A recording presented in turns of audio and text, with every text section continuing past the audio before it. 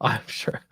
It's probably getting old. I don't know. For me, I know we're live, by the way. On day one, it's like the first week is rough, but especially day one, it's just exhausting. Are you guys feeling it yet? Yeah, we're starting to get a little cracking at the ends, everything's starting to bubble up a little bit, but I mean, we're still in it to win it. We're still running the race as fast as we possibly can, and we're just excited to be here, to be perfectly honest with you. This is medium compared to being on set for 14 hours, so yeah, we're good. Oh yeah, that's right. You work in the film industry. That's probably, I wouldn't even know. I have no idea what that would be like. But it's kind of funny how entertainment, like comics or anything, can be so stressful to make. To make it happen. I always find that interesting. Mm-hmm. Yeah. It's just one of the things, I mean, everyone has their way of doing things. Everyone has their own experiences, and all you can do is just relate to yourself and just do the best you can, really, Cool.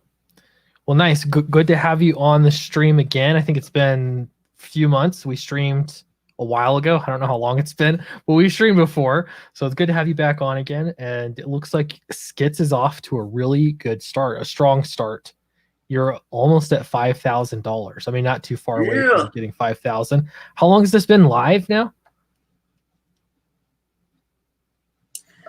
Since 12 noon Eastern time. Yep. Okay, yeah. So not even, you still have you're a ways away from your first 24 hours. So super good start. Yeah. We'll say hello to everyone in the chat. Let's see. Mike Jenkins is here. Rebel Commando, Shadowhawk, Cole says, yup, hello. CG Oracle, see Mike Jenkins, and here we go. From Josu, he says, hello, Sweetcast, hello. And I do have the link to Skits in the description of this video.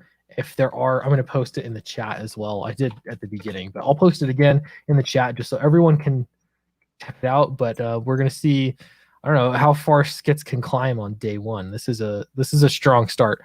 Now, I've said before too, with Skits, with this particular project, you guys have done this the correct way in that you spent a lot of time well before the campaign. It's kind of like an iceberg, right? You see the tip of the iceberg, which is the campaign, but really you have all of this groundwork leading up to it. What kinds of things did you guys do? I mean, I've seen some of it, but I keep getting questions about this all the time. But what kinds of things did you do leading up to the campaign to ensure this strong start? Well, I think the first thing we did is we just started getting on social. I mean, social media platforms, mainly Twitter and YouTube. We kind of hit Twitter first, and we actually got out there and just started posting some artwork. And I think that really helped, just getting the artwork out there. And then we just started hitting the YouTube, as best we could with the time that we had. And we were putting out just a little bit of content, a little this, a little that, reviews, talking about ourselves, just trying to test the waters just to kind of see what would happen. And I think that's really just, you need to get started. You can't look at the long game too much. You just got to take it one day at a time. Yeah. And if you just keep doing that, eventually you have months behind you where you've, eventually got something. And let's just keep it real. We actually wanted to get to know people and see what their interests are, because we're not going to bust out and be like, oh, you're going to like our stuff because we tell you. It's like, no, we're going to actually see what works, see what doesn't, see what people are interested in as far as art-wise, and then go from there. Mm-hmm. Yeah, that is a big, I don't know, it's tough because it's, on one hand, it's like the artist in you, or in me anyway. I want to be like, whatever I do, whatever my dream, whatever I want, that should be the most successful, and like those kinds of things. But the reality is, for the business side of it, there's, a lot of it is just seeing the market and what kinds of stories and things people are hungry for. And if you can provide that to them, you're going to have, I think, a fulfilling artistic experience, but also, you know, you're going to sell some books too, which is part of the process. You got to sell them. So I think that's smart. I like that approach. So why don't we talk a little bit about the campaign itself? Yeah. I've never seen one quite like this. You have variant stories. Can you tell me? Oh, they're gone. I looked over and the Skits team has disappeared. I'm sure that they will click back in, but here we go. They're coming back in. Welcome back. They almost there they are. Welcome back. We were. I think what we're gonna do is we're just gonna get rid of the video, just stop the cam, and maybe that'll help us. Maybe then we'll actually have a visual there or some audio at least. Sure. Yeah, I'm not sure. I don't know. It's one of those things. I'm not sure where it is falling apart, but we can hear you, so that's good. So, and then I do want to also talk. Yeah, exactly. I mean, well, that's part of Skits. It's just crazy. It's kind of in the name, huh? Yeah. So this is an interesting campaign because you have variant stories. So 3 different variant stories. Could you tell us a little bit about how that works? Well, basically, you know, what we wanted to do is, I mean, the story is just kind of complex and interwoven anyway. So what we wanted to do is, you know, we were going to do the 3 covers, but I didn't want to just do 3 covers. I mean, you know, a lot of people do that sort of thing where they just do the 3 covers. And I was just like, well, let's give them even more. You know, let's go further with it. Let's give people stories. Let's give them 3 variant stories, 3 variant covers, and 3 different books. I mean, how cool is that, man? You'd be able to get all of that stuff all at once. I mean, how cool is that? You know, so that's exactly what we did. We were just like, hey, this is going to be awesome. Let's just go ahead and do it. So how do you write a variant story? Like, is it a completely different story? Is it like a choose your own adventure? I was thinking about this on how many different ways you could approach doing a variant story. It sounds like it'd be really difficult to do, but how did you approach that writing wise? Well, here's the thing. How do you interweave different people's stories together as one? You just take that idea and you just kind of run with it, right? You just kind of take this little bit, that little bit, and you just start intermingling it, and eventually you get there. You know, also, I kind of dreamed these stories originally, so it kind of writes itself, to be perfectly honest with you. Interesting. Yeah, I've always heard about people having dreams. Some like really, really popular stories have been dreamt up and then become, you know, I'm trying to think of one. I know Twilight, not like a great example, but that was one where I watched an interview by Stephanie Meyer, and she said she had a dream of it and then just wrote it out. I find that interesting. I've never had a dream that has turned into a coherent story, so that's impressive, I think. Yeah, I don't know why we're having some connection problems. So Skits will probably just be bouncing in and out. It's all good. Welcome back. We promised. We promise. It's all good. I don't know. This is part of the thing, is just kind of rolling with it. It'll be good. So you said that you dreamt the show idea. Must go on, is what we say. That's right. It doesn't. Yeah, we'll keep the stream alive, even if it's just me. It'll be fun. Very cool. So with this campaign, you said you dreamt it up. I've never had a dream of a story. How do you or like, I've never had a dream that was turned into a coherent story. I always think it's a great idea, and then I wake up the next morning and I think, no, that makes no sense. It's a terrible idea for a story. But I have heard of people that have had great dreams that have become amazing best-selling books, you know, great stories. How did you know that this was supposed to be a story, or like it had that potential? Well, when you have 2 months of sequential dreams night after night. I mean, that's kind of when you know you got something. And I tend to remember all my dreams anyway, so it wasn't that big of a deal. You know, I just started writing it down. And again, this was 20 years ago, so I'm also having to go back and re-remember, go through notebooks and just say, okay, here's how it was. Let me put a little bit more structure to it, and away you go, you know? Oh, cool. I like that. That's cool. I wish, I don't know. It just seems like a fun experience. I don't know that it's necessarily, have you written stories without a dream before? Or is that always how it works for you? Do you know what I mean? Well, I mean, I've written little things before, you know, little this, little of that. But for me, it's always been about visual storytelling. And to be perfectly honest with you, if you research the Marvel way of writing, if you can tell a story visually, the rest of it will kind of write itself, you know? So if you have some ideas, you start putting them down on paper, and then you start stitching things together, then you got something. You know, a lot of the way that I come up with things is I'll have scenes, you know, like I got this scene, that scene, this scene, and then you just kind of stitch it together and you fill in the blanks. How do you get to those places? And that's usually what makes things a little fun. And it's interesting the difference between a comic book script versus an actual film script. As some people may not know, but I've been in LA and all this years in the film industry. And when you're doing script writing, you know, you have that same idea, or you pitch that idea, but you also have to work around the central, like, what is it that your character is going to get at the end? What is it? What is your end goal? So you're working from the inside out just to make sure everything looks good. And then plus you have to add in, like, okay, camera over here, you know, wide shot over here. Then we got to have extras, you know, fall in line over here. So you have to write not only just what the characters are, but you have to write your environment. You have to write exactly technical stuff. And so I think that works for us as a team, that he has these dreams. I've got my background as well. And then, you know, we're just trying to edit it and put it together, and it works really well.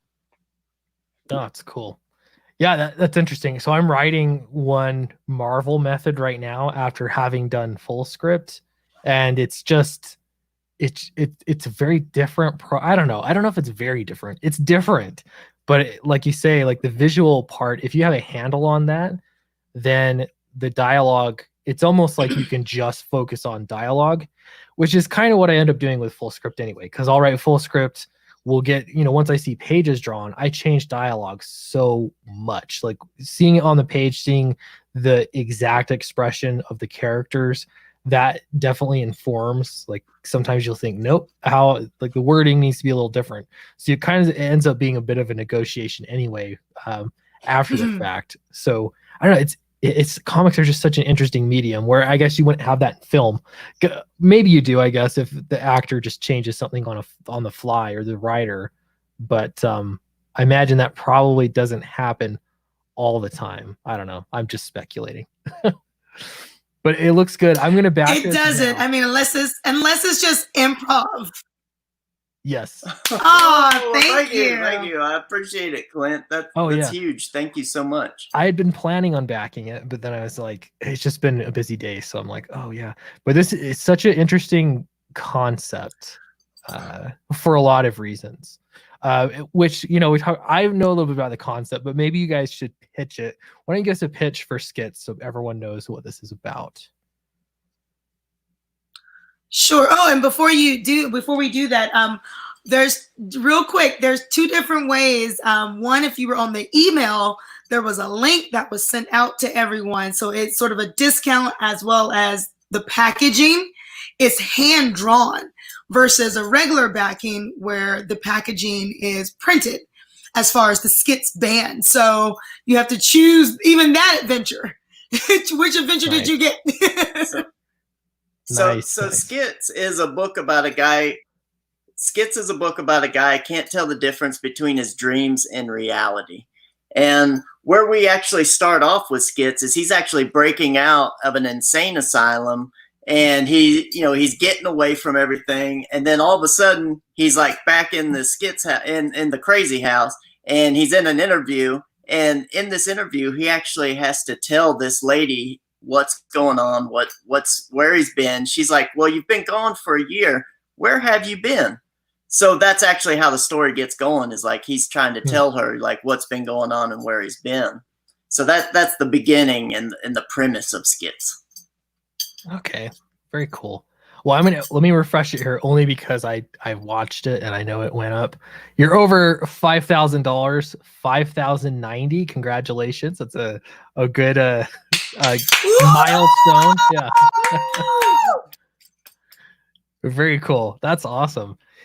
Yeah, that's an interesting concept. Thank you. One of the other cool things with this story, well, if we just look at the variant covers themselves, part of, and I don't know, coming to understand this a little bit more, is that people like collecting covers. It's not necessarily everybody. There we go. There's all 3 covers right there. But a lot of people do, and they vote with their wallets. So these 3 covers, 3 different artists. The one on the left is done by you, right, Michael? You did this first one. Yep. Cool. Looks great. And then Kent Williams. That's Or me. can you tell Yep. us about these other covers as well? Well, Kip Williams, I mean, he's a legend in the industry. He first came about in the 80s, and he worked for the 80s, 90s, did work for pretty much everybody. And the last big project he did was in 2006, when he did a book, The Fountain, for Darren Aronofsky. He did that whole book as a painted book. And, we were just excited to be able to get him. We didn't know that we were going to be able to get him, but my wife was able to contact him, and he said yes. And I mean, that's all there is for me. I mean, he's like my favorite, one of my all-time favorites. And then we got Patrick Reynolds. Patrick Reynolds, I mean, I've been watching him for a while now, and I just think he's one of the tops. He hasn't really hit his peak yet. He hasn't gotten big, well known, but he's just amazing. And I've been buying work from him for about 8 years, and come to find out, me and him actually went to the same art school. I was a few years before him, but I just, I was like, these are the top guys. If I can get them, I'll get them. And we did. And we're really thankful that we did get them. Exactly. And we're 1 degree from Darren Aronofsky. So we're excited about that. And 1 degree from Joss Whedon. So we're, because they worked with those 2 icons in film. And so it's like, yay, we're 1 degree from someone that's really, really, really big. That's funny how that the world becomes a lot smaller that way. It's funny. Though I don't know that I know your boy Zach. I know Richard Meyer, and he knows Sylvester Stallone. So there you go. That'll be my connection. Not that I know. There you go. But I'll go with that. But yeah, definitely And we have a connection to Dracula. So there you go. That's right. It might be 14 generations away or whatever. I can't even remember the specifics, but I will take it. I'll claim it. That's great. Cool. It's cool to see this campaign climbing. I like it. So one other thing. Okay. So we talked, I don't even know when it was. It was a while, months ago. We talked about, you had mentioned, hey, I need to do a piece for Downcast sometime. And I put that in the back of my mind. I had the Secret History of Strata come up, which I'm working on pre-press stuff right now for my book. And so immediately I was like, I need kind of like a cityscape thing going on. Who should I ask? And immediately I was like, well, Skits, let's reach out to the Skits team. So, and part of the reason is some of these images here, I mean, especially this one on the left, I love this image here. But for some people, drawing cityscapes and buildings is the worst. But you seem to be really good at it. I don't know, where do you fall on that? Is that something you enjoy doing, or as an artist, what's your favorite? Well, I got to tell you, it's easier to draw a square than it is to draw a circle. And buildings are just a bunch of squares put together, and bodies are actually circles. So I'd say like drawing buildings for me personally, I just think is a lot easier, you know.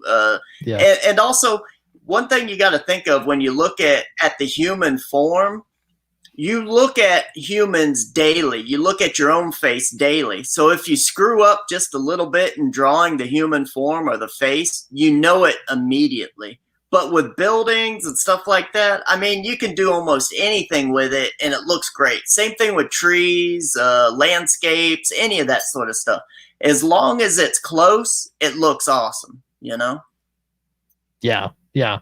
No, that's cool. I mean, you say that though, like it's easy, but it's impressive. Like it, but even the piece, you know, now I'm like, I'm looking, where did I put it? There it is. Okay. I'm going to drag, I am sharing my screen, just making sure. I'm going to drag my Photoshop over here. This is the piece you did for me in the Secret History Strata. It has the right kind of mood and everything. Anyway, it was just cool. I just wanted to show it off for everybody. But your process, well, the end product looks very unique. It's different from a lot of things I've seen. How, I'm assuming this is all digital, but what's your process in doing art that looks like this?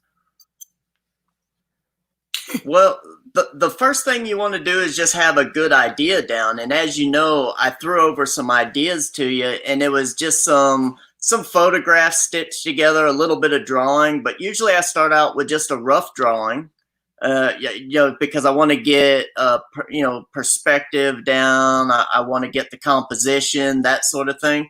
And then I'll just go back in and take some buildings, just random buildings and stuff like that, and just kind of plop them in there. And, you know, from there, you just start working around it. You know, you say, okay, I got something good. Well, now I need to make it look realistic. So then I start doing some perspective, make sure everything is within perspective, doing some lighting and shading and coloring.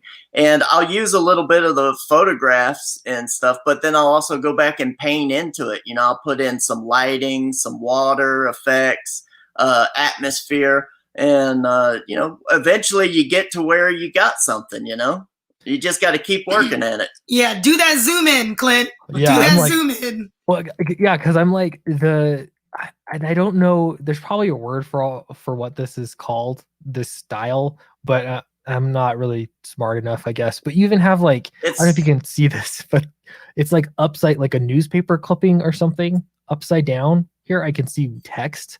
There's like just the lighting that's reflected, and you can see it, you know, from up here, and it's reflected, and it just ties.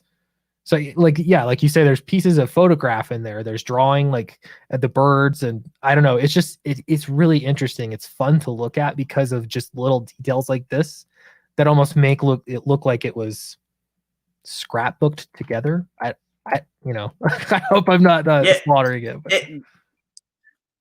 Well, the technique, I mean, it's called photo bashing, but then I'm also doing collage and painting back into it. So there's a little bit of everything going on. Like I'll actually use some of my own artwork, my fine art artwork, and put it in there just so it has something that grounds it, that makes it feel like it's real and on paper or a photograph. You know, you got to have something from reality that gives it that soul that brings it home, you know? So that's also something that I put into it. So it's photo bashing, collage, drawing, and painting all in one. So just think about when you were like in 3rd or 4th grade when you had a collage to do on a poster board, except for this is better, obviously. Oh, yeah. Well, and it's all tied in together. It looks, you know, it's all meant to be there. It looks like it's under the same lighting, you know what I mean, like the same planet. But yeah, it's just, you zoom in and you look and you just see all these little I don't know, just little bits and pieces of other things, and so it's just fun to look at. So great job on this. And that's why with Skits I'm like, yeah, I got to back that book, because there's just, I'm sure, bound to be all sorts of art like that.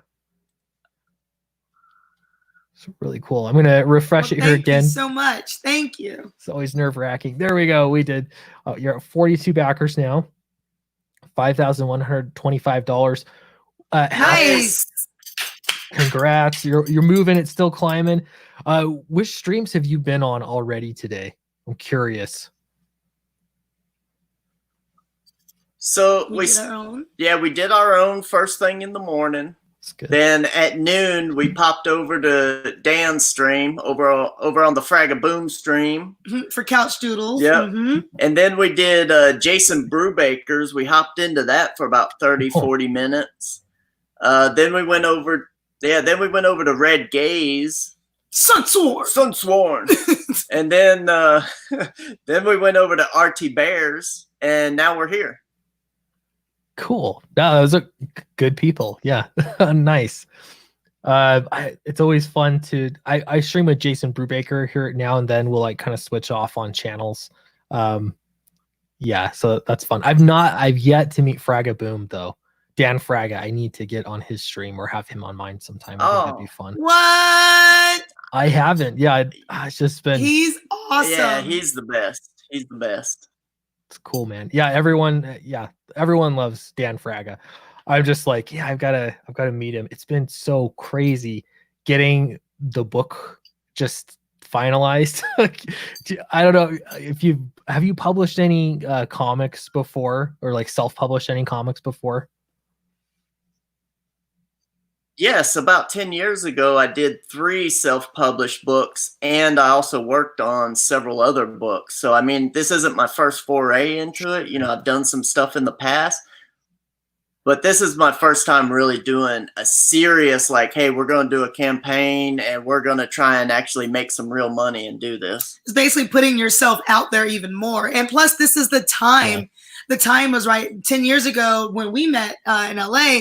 The time just wasn't not saying it wasn't the best, but it just wasn't right to get to a wider audience. You know, it's like, oh, I'm going to do a comic. I'm going to put it in the comic book shops, you know, just for that local market, but nothing to the extreme where we have like Twitter and Facebook and socials where you can blast it out to people, you know, immediately. Yeah. They can be invested in it. And then, you know, they get the product. So this is the time. Yeah, Twitter had just started. Kickstarter wasn't around, and obviously Indiegogo wasn't around. So, you know, basically you had to go over on the comic book websites and do some message boards, and that was about it. Yeah. There's also just this sort of revival. I mean, Comicsgate is just, there's so many motivated comic book buyers, you know, and creators, but buyers, especially people willing to pay money to get comics is a big deal. And that gets all sorts of great talent. They're throwing their hat into the ring. So yeah, I don't know. It's just such an interesting time in indie comics right now that I don't know. I'm interested to see how everything evolves, but I just can't see, like, we're always seeing new campaigns break new records, even campaigns that, you know, like I think like Downcast would have been seen as such a success 5 years ago. It would have been like insane. Everyone would be talking about the dollar amount it raised. But now it's like, oh, you know, it did well, but you know, it's like somewhere in the middle of the pack, you know. So it's just like, it's just insane as to how many great and successful comic books are just killing crowdfunding right now. So I don't know. It's interesting. So this is great. Yeah, and people in the chat are telling me it was called photo mashing, mixed media. Photo bashing. Photo bashing, excuse me, not mashing. Yeah. Rooster Puncher says slacking Clint. Yeah, but I mean, I don't even know what that's in reference to, but he's true. It's right. Rooster Puncher's helping me out with my trading card set, making the packaging look great. I cannot wait. Nice. Yeah, it's going to be cool. The packaging is kind of part of the fun. Like if we're looking at yours here too, this, what do you call this? A band? Signed and numbered Skits band. Belly band. I like it. But it's something like that small touch, it is nice. Like it's just like putting all the stops out, making the book look great and putting it in a nice package. I have not seen this yet, but it makes an awful lot of sense when you have 3 variant stories to just have this nice package to put them in together. I like that a lot. Yeah, we'll be interested to find out the people that come after us and say, oh yeah, we have a Skits band, and we'd be like, yeah, we know it. Yeah, we know it. Yeah. I mean, I come from a product development and package design. I mean, that's what I've been doing for about the past 20 years. So I'm basically just saying, okay, if I was doing this for a client, what would I do? And that's what we did for ourselves. It's like, why wouldn't I take that experience from years of product development and actually put that into my own product, right? So it's like, what can I do that other people aren't doing to make me stand out? That's basically what we are doing right here. Yeah. No, I like that a lot. I would imagine this is getting people talking to. I'm sorry, I just hung up on variant story. It's such a cool, unique concept to get it out there. But yeah, it's cool. So are you doing the art on all 3 books? Yeah, and what it is, all 3 books, they begin and end similarly, about the same, but internally, in between the stories, there's extra pages. There's 12 extra pages. There's 45 different panels. That's how we're going to change up the story. You're going to go to yours and say, if you only get 1 book, you're going to say, oh, well, my page 42 has this, and someone else has a different book. They're going to say, well, mine ain't like that. I have a couple of panels that are different. I got a page that's different. What do you got that I ain't got? So basically, it's like, if you just have enough money for 1 book, that's fine. You can read it, and you'll get a good, solid story. But if you get the other books, you are going to be in for a surprise at all the twists, turns, and interplay that's actually going to be going on, And again, it just comes from, I don't want to buy just a variant cover book. I want to buy something that has more to it, a little more substance. If I'm going in the store, I'm not going to buy multiple books just because of covers. So I said, well, how can I solve that? Well, here you go. I'm going to give you variant stories as well as variant books, covers. That's cool. Yeah. So do you plan to continue the story with Skits? Oh, well, it depends. Yes, of course. We have 6 books planned. This is just the first one. There's 6 books in the story completely. So as long as this one does well, we're going to keep rolling with them. Yeah, that's cool. So because they begin and end the same way, you can easily, like, they tie into the next book, and it's all cohesive. That's pretty cool. Exactly. Nice. Well, I like it. So I gotta ask. I mean, I realize the character, you're dressed like the character, but well, at least for 5 minutes. That's right. At least you guys are still on the stream. I don't know if it could be totally like my internet or something, but so yeah, I mean, I don't know. Where did the idea come?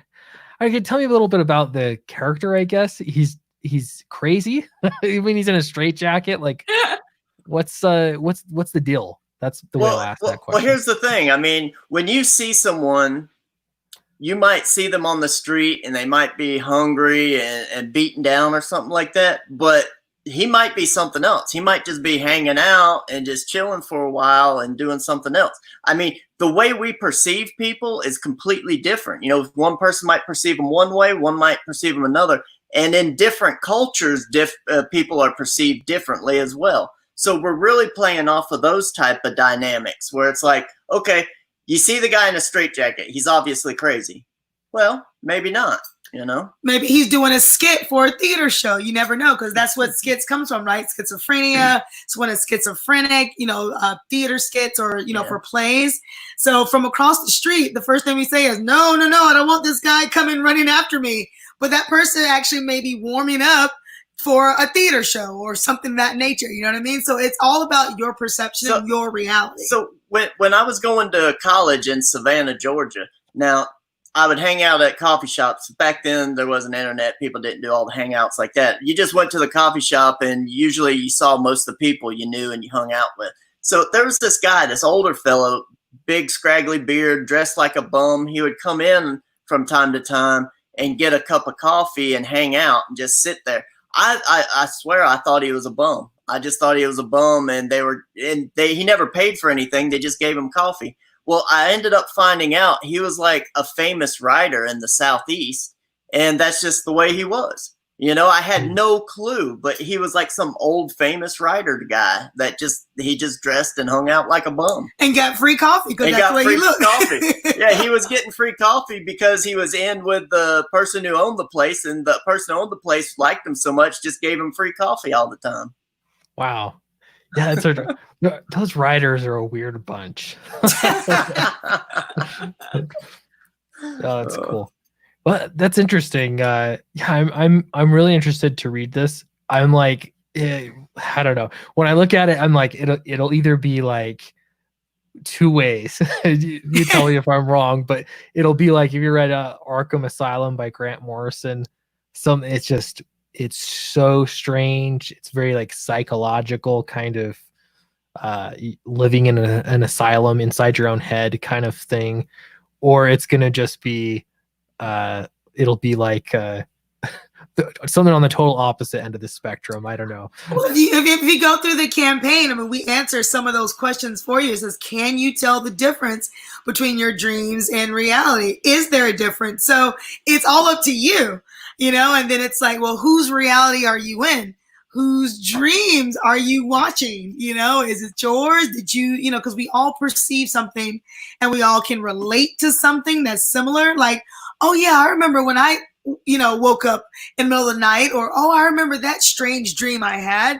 Well, everyone has had some type of, they've gone through that experience, you know what I mean? But whose dream are you in now? There's a lot of silly stuff and a lot of interesting, crazy stuff that goes on in this, but I think people are going to be really surprised at how relatable the story is, to be perfectly honest with you. We've really played up the craziness of it and the silly, that type of thing, but I think people are going to be surprised at how serious and how complex and how relatable the story is, to be perfectly honest with you. That's cool. Well, for me, one of the things I'm just look forward to, I'm going to sit down, no expectations. For me, like, especially with these crowdfunding books, I usually have like very specific expectations of what I'm going to get. Like as far as the story goes, like what's going to happen. In this, I haven't read, I haven't really read through the campaign very much, but I want to leave it that way because I just want to read the book and just let it happen, because it's just such a strange in a good way, interesting concept. So I don't know. I think it'll be fun. You're a good stranger. Yeah, it's gonna be awesome, man. I think you'll be really surprised actually when you get it, man. It's a fun adventure, and just like your book, it's gonna leave you wanting more. Great. Yeah. That's fun kind of to have cliffhangers. Like a writing cliffhangers is fun. Like the second Downcast, I'm like, I'm wrapping this story up. I've got to make sure people feel good about it. The story arc has ended. And so it's like a different kind of thing. But cliffhangers are so fun because you can do anything. You can leave it in the most ridiculous of circumstances, and it's fun. That's why when my review show and Come Get Some, when I read it, I was like, Clint, you're leaving me hanging. What are you doing to me? And you were like, yup. Yeah. There's just never enough pages too. So speaking of pages, how long is this book? It is 60 plus pages as it sits right now. We got a third of it already done. That's great. Yeah. Nice. Yeah, that's a good place to be. I did 52 pages for both the Downcast 1 and Downcast 2 for the main story. I obviously added extras for Downcast 2, but 52 pages just feels like it's not enough. I always want more, and that's why ultimately I was like, I have to do a second book just to do more, to complete this story arc and to really flesh it out a little bit better. So yeah, that's cool that the plan is to do 6 books. That'll be a nice epic tell, to be able to do 6. Do you plan on them all being roughly the same length, or is it kind of too soon to know? I plan to make it around the same length, but once you get a couple years into something, who knows what happens, right?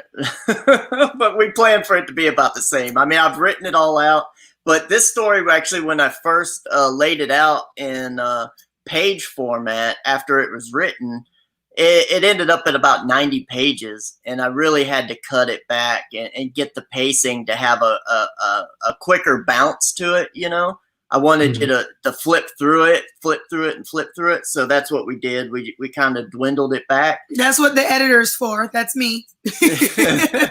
And so, I mean, there's a lot there, and there's a lot to be had. And even after we're done with the 6 books, there's still a ton that could be done with it.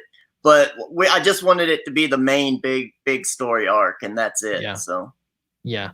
And that's the cool thing with story arcs too, is you can always do more. I mean, like I'm just relating it to what I know, and that's all. I didn't even make a video today because all I've been doing is every time I get any space in my day, I'm just trying to get this thing ready for print.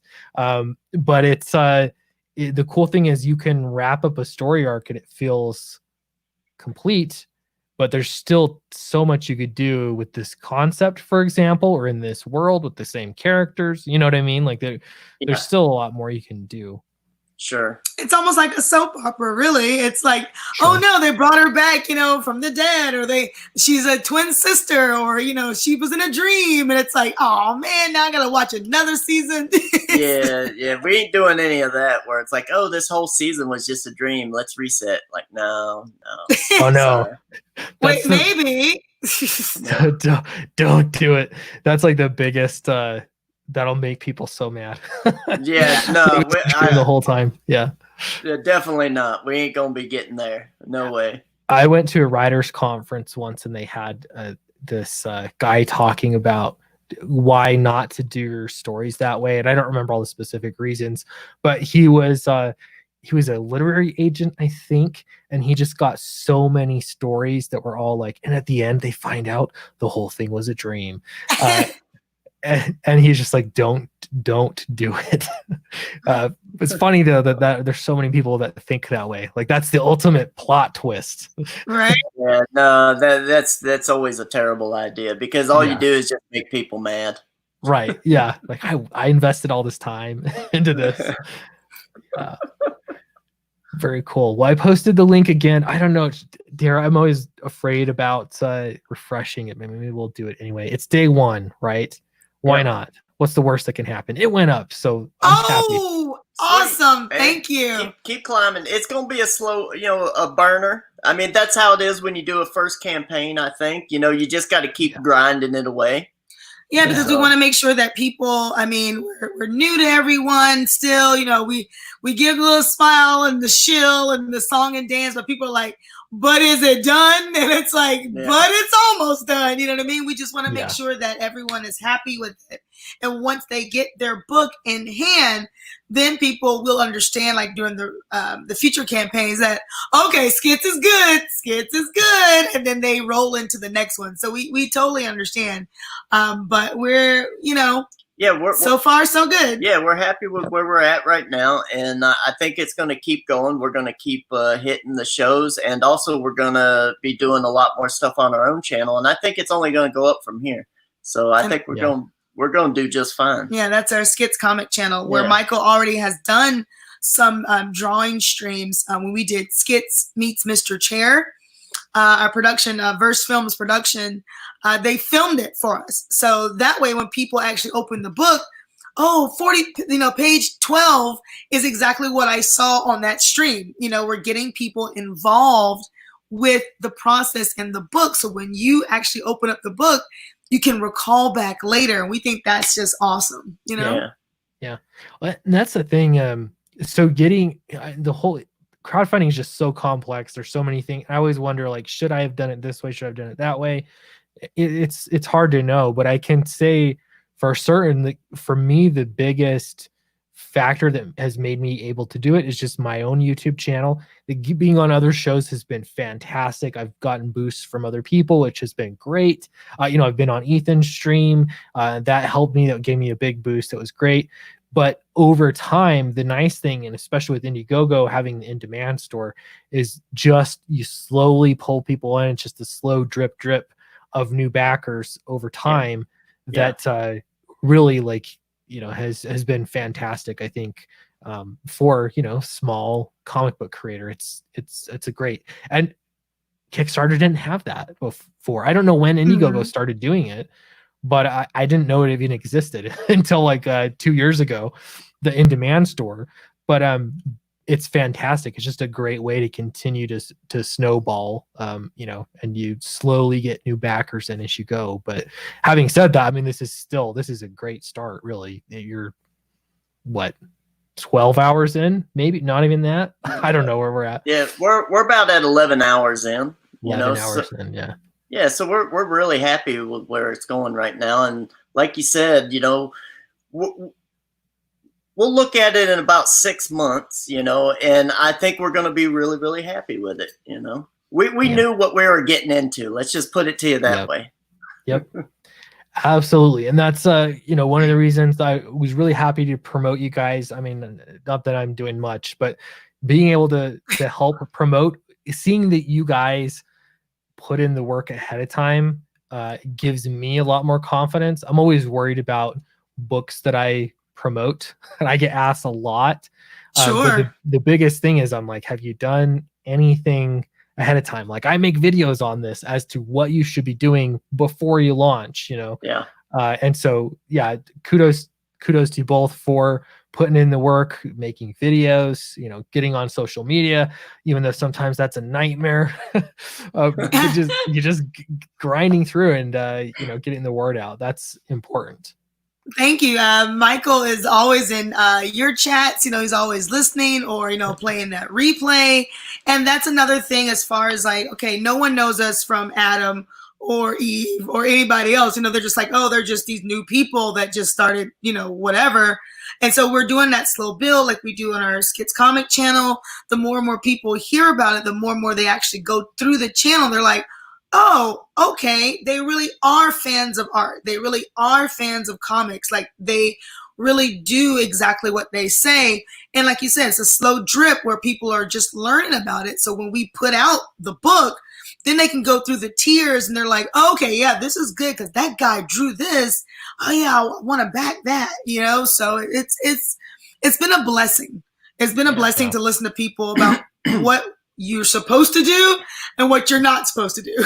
You know, learning from that as well, those experiences. Yeah. I mean, that's been so important for us. You know, like she said, I've been hanging around the chats and everything for a while, just talking to people, you know, to people on the streams, just trying to get as much information as I can. You know, we've really put in the back end work to actually get this to where we're going right now. And I would suggest anyone else out there that's trying to do this, do the same thing. You know, don't always do it exactly the same way. Try and do your own thing. Like, I think we were maybe more heavy on Twitter than we were on YouTube, but you know, we were trying to get the visuals out there, and it's easier to get someone to look at one picture than it is to get someone to look at like a 20-minute video.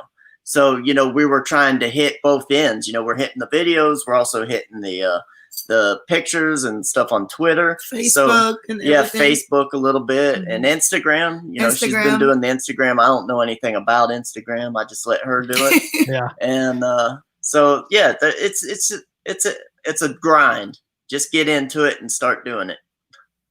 Absolutely. Yeah, and I think that like often YouTube is touted as like the ultimate, you know, I'll have to say I'm pretty high on YouTube because it's just worked so well for me.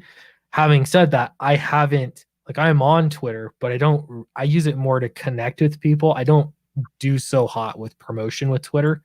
Instagram, I see people getting such huge followings on Instagram, but I have not put in the effort to even really try to build up an Instagram or promote on it effectively or give people content. And so I think that there's tons of ways to use these platforms. It's just putting in the effort to do it, which I keep saying I should really get into Instagram. I don't know.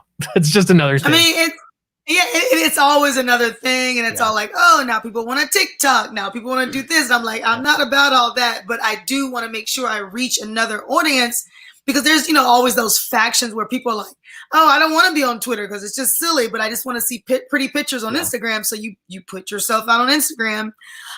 So it's just different ways to learn and to, you know, just be in that grind. I mean, it's always a hustle because it's like, okay, so I can't just put stuff on Instagram. I now have to do the stories. And if you do the stories, then they have the IGTV. So it's always one thing leading to the next. And so you're like, okay, I guess, you know? Yeah, and also you can't always put all your eggs in one basket. Exactly. You want to build up multiple channels. And platforms. Yeah, because if one goes away, what do you do if you're on that one? You know? Yeah, it's true.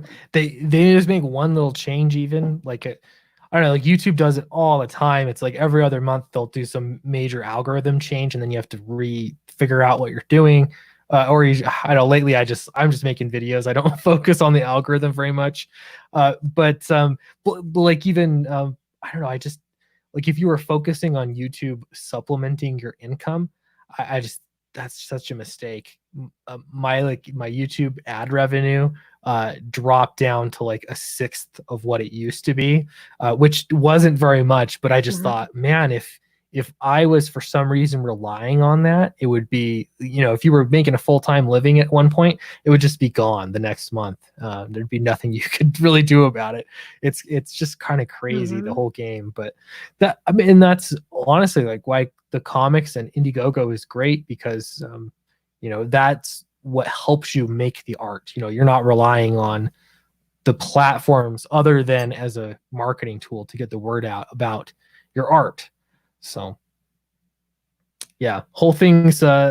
Well, here's the thing: you're a business owner, correct, Clint? I am, yes. Okay, so doing your business, that the more people that are in between you and the people you're trying to sell to, the harder it makes the business and the less money you make. Yeah, absolutely. So all you got to do is just take that theory right there and then look at the social platforms and everything else and find out exactly how you build your business. The least amount of people, the least amount of little things that can be tweaked and turned to affect your income, the worse your business is going to be. Yeah. So there you go. It's true. Yeah. Skits advice. Pro tip. Skits tip. We'll call it that. There we go. I know. Do you mind if we go through some of the tiers so people understand some of the tiers? Yeah, let's do that. Should we start here at your featured tier? Yes. Yeah, sure. So the featured tier is what we've been talking about. It's the 3-book completed journey. This thing right here, it has 3 books, and it also comes signed and numbered in what we call a Skits band, but it's known in the industry as a belly band. It wraps around the book. It's printed. It looks nice, and it's going to be signed and numbered to however many that get ordered. So that's basically the main featured tour. We think you should get that tier right there. And everything that you see in the picture is everything that you get. So, it's going to be presented just as you see it. Yep. You get all the stories, all the covers, everything right there. That's great. That's good. It makes it easy. It's right at the top. That's usually, and this is something I learned from Ethan. He's just like, make your featured tier the one that everyone wants, because they're going to come and they're like, I don't know what to get. And so you just put the one up there that, this is the one that you want. So yeah, that's a good one. You get all 3 stories.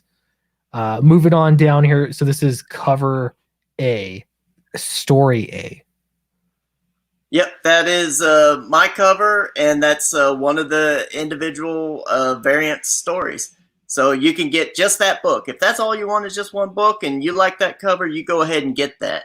Now, also, once you do get it, on the back end, you can add another book. Say you only want 2 books. Okay, we'll get that one, and then also add the other book that you want with no extra shipping. We'll just toss it on in there with it. Great. Yeah, so cool. If you want to add it on, you just use the add-ons. I need to get better at using the add-on feature. That's good of you to jump on and use it. I have not. I will on the next. Yeah, I learned it really quick when we were putting this together. Those tutorials are there for a reason. And then once I, read their materials, it was very easy and understandable. And I was like, oh, okay. And yeah, and like you said, I was like, why don't people have add-ons? Like, what? Yeah. Well, there's this fear, like, will it confuse people? I don't know. That's what I'd worry about. But I've backed now, like, probably 3 or 4 campaigns that have had add-ons, and it's not confusing at all. It's really easy. But I don't know. It's just you're just afraid. I was afraid, but I'm gonna do it the next time. I've got it figured out how I'm gonna do it. Well, let me know and I can help you, because I actually did read the material. That's good. She read the instructions. That's I don't do enough with that. All right, here's the next tier. So same book, but the variation on the story, a variant cover as well. This is the one by Kip Williams. Same price. You're not charging more for for depending on the cover. They're all the same. So you can just have your choice. Yep. Then you got the Patrick Reynolds cover. That one's really cool too. Yep. They're both awesome illustrators and top of their game in the fields. Great. Then we have the Asylum sign-in tier. What do you get here? Well, you get a sign-in to the asylum. You get a trip to the asylum. So what you get is on a lot of people, they get their books and they want a drawing on the inside cover. Well, I don't want to do a drawing on the inside cover because I actually get a lot of these books, and I always want to take the drawing out and hang it up or do something with it, So what I did is I just took a piece of paper, a good quality 100% rag cotton paper, Stonehenge paper, and I do a drawing on it. I slip it inside the book, and there you go. You get it. You can either keep it in the book or you can hang it up and do whatever you want with it. I like that. Yeah. Then you can hang it up on your wall. I didn't think about that, but that's a good idea. I like hanging up art. So it's $125. These are not limited, so you could really be doing a lot of sketching. That's fine. That's fine. I mean, the thing about that tier and the next a couple of tiers is that you get the book of your choice. And then you can add on after that. And again, it's no extra shipping. You can get the book of your choice. You're not like, oh, I got to get just that one. Yeah. You get the book of your choice, and then you can add on the others, which is cool as well. Yeah, and also if you wanted to have the completed journey, you can add that on in the background as well. You can add it on and no extra shipping. You get the signed and numbered belly band, the whole thing. You're good to go. Excellent. So we got the Dream Jump here. Then, page of sequential art. There you go. Exactly. You get a page of sequential art. Now it'll either be pencils or there'll be some inks on it. There could be some paint on it, just depending upon choice. just depending upon which page you get. And plus you get a book, and of course on the back end you can add the other 2 books if you want to do the completed journey with the signed and numbered belly band. Very cool. All right, and then we have the reality blur. Yeah, there you go. You get to be a character in the book. So we got a few spots for that, just 5 spots. So if you want to have your face in the book on a character, bam, there you go. And again, you get a book with that, or you can upgrade it in the background with that add-on and get the completed journey. I mean, how awesome is it to have Michael draw you? I mean, that'd be awesome. Then you're immortalized too in a book, which is, I was always surprised how many people like that. It's a fun tier. Mm-hmm. It is. I would never think to do that, but so many people have had it and people have bought it. So I was like, all right, well, I'll put it there. If that's what the people want, we'll give it to them, Yeah, I like that. All right, moving on down, the Skits orderly capture. Yeah, this is a splash page of art, and it's my choice. There's only 5 of them, and it'll be pencil, ink, paint. There could be all sorts of stuff. You got a piece right there that's represented. That will actually be one of the pieces, and you also get a book with it, and you can do the add-on in the background to do the completed journey with a signed number belly band. Oh, nice. Okay, and then we have a couple more here. Skits set sail. So there's a double page spread, plus you get the completed journey. Nice. So you get the double page spread. Now, usually when people do, when comic book artists do a double page spread, it's 2 pieces of paper and it's put together with some tape. They tape it together so they can draw all over it. Well, what we're doing is we're doing a 20 by 30 piece of paper, Stonehenge, high quality, 100% rag paper art quality, like high-end art quality, and that's what the double page spread is on. So you're getting like a real nice piece of artwork that you can hang up that's larger than a normal double page spread. Yeah. Plus you get the completed journey. I like that. That's huge. That's a huge piece. That's fun to put on the wall. Yeah. The straight jacket strap. Oh, How yeah. does this work? Well, just like what we did the first 5 minutes, we put it on and then it just stopped everything. So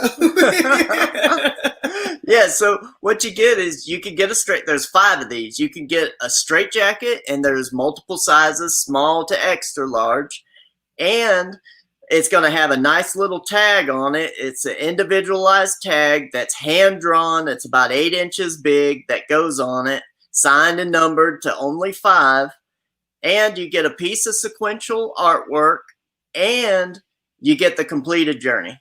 So how awesome is it to walk around your town with a straight jacket with a piece of original art? And this is a real straight jacket. It ain't a costume thing. It is real straight jacket. Authentic. The real deal. Where do you go to get a straight jacket? We know people, Clint. We just know people. Yeah. That's funny. I see, and now you're just 2 degrees from those people. So there you go. So now you know someone who knows someone. That's a good point. If I ever need a straight jacket, I might. I mean, you never know when you're going to need one, I guess. There you go. Yep. I think we could show this off, but it's gone. This is the original cover.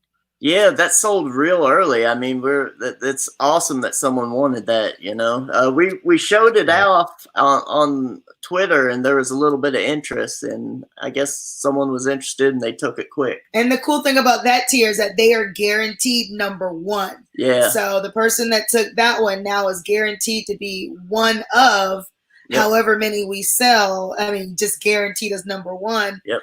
Plus, their Skits band is actually going to be the hand-drawn version, which is going to be nice too. Very cool. Ghost of Henry says all 3 covers are gorgeous. I agree. They're really, really cool. Thanks. Really cool campaign. Cool book. I've been looking at this one for a while, so it's cool to see it live. It has launched. If you have not, I'm going to post the link here.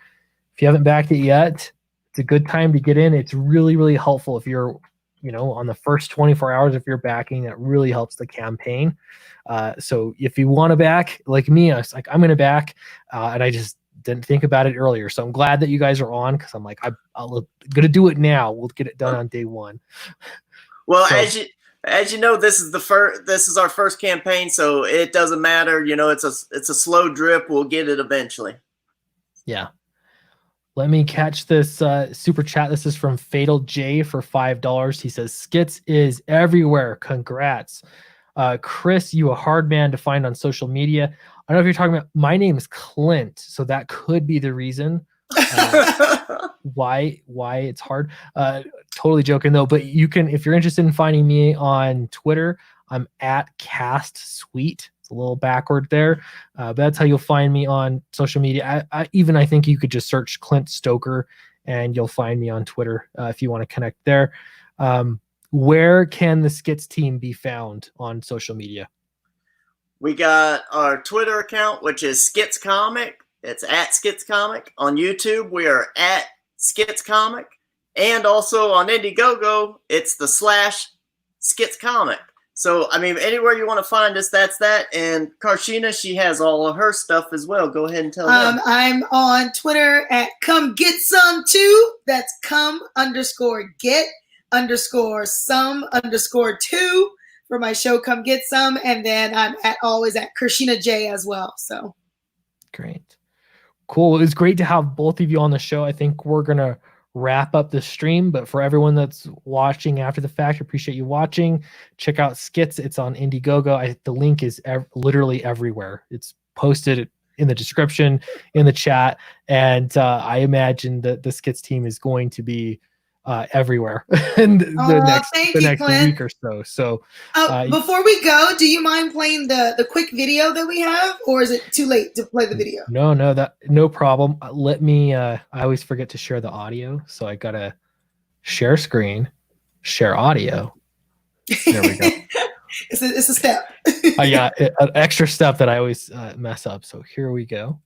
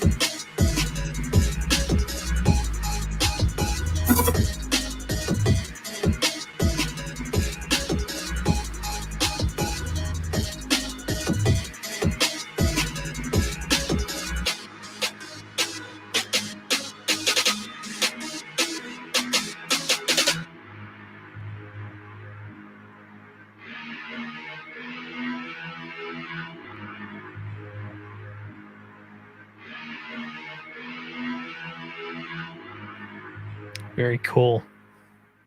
Thank you so much. Yeah, thanks Remember, a people lot, are visual, Clint. so we want to Thanks give a them lot. visuals. That's right. I like that. Well, that's cool. Well, yeah, check out Skits Comics. It's on Indiegogo. I'm going to post a link one more time here. Boom, there we go.